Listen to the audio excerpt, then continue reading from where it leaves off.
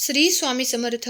नमस्कार स्वामी भक्तांनो. स्वामी भक्तांचे अनुभव या चॅनलवर तुम्हा सर्वांचे मनपूर्वक स्वागत आहे. स्वामी तुम्हाला आनंदात ऐश्वर्यात ठेवोत ही स्वामींचरणी प्रार्थना. आज नाशिकच्या दादांना आलेला अनुभव त्यांच्या शब्दात सांगणार आहे. दादा म्हणतात, मी HAL कोऑपरेटिव्ह सोसायटीत संचालक म्हणून कार्यरत आहे. 3 वर्षे चेअरमन पदाची जबाबदारीही यशस्वीपणे सांभाळली. मी या संस्थेवर निवडून येण्याआधी जे संचालक मंडळ होते त्यातील संचालकांनी वेगवेगळ्या स्वरूपाचा कोट्यावधी रुपयांचा भ्रष्टाचार केला होता. माझ्या सर्व संचालकांनी या माजी संचालकांच्या भ्रष्टाचारावर हल्ला चढवून तो उघडकीस आणला.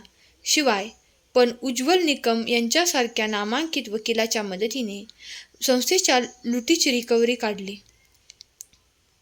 5,000 सभासदांनी मला शाबासकी दिली, परंतु ज्या काही गोष्ट आवडली नाही त्यांनी माझ्यावर घातकी हल्ला केला.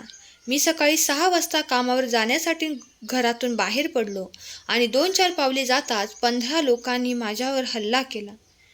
माझ्या डोक्यावर काचेच्या बाटल्यांनी हल्ला केला. आपले काम फत्ते झाले अशा विचाराने ते सर्व हल्लेखोर मोटारसायकलीने पळून गेले. बस स्टॉपवरील व परिसरातील लोकांच्या लक्षात येताच ते सर्व मदतीला धावून आले. या खुनी हल्ल्यात माझ्या डोक्यावर खोलवर जखमा झालेल्या होत्या, पण मी सुखरूप राहिलो. ते केवळ स्वामी महाराजांच्या कृपेमुळेच. मला वेळेवर मदत मिळाली आणि मी हॉस्पिटलमध्ये पोहोचलो. तेथे अत्यंत कठीण शस्त्रक्रिया यशस्वी होऊन मी पूर्ववत झालो आणि काही दिवसातच कामावर पुन्हा रुजू झालो. स्वामींनी माझे एवढ्या मोठ्या हल्ल्यातून रक्षण केले, मला त्यातून वाचवले. मी सदैव ऋणी आहे. धन्यवाद स्वामी. श्री स्वामी समर्थ. स्वामी सेवेकरी दादांचा अनुभव आवडला असल्यास अनुभवास लाईक करा आणि कमेंटमध्ये श्री स्वामी समर्थ लिहायला विसरू नका.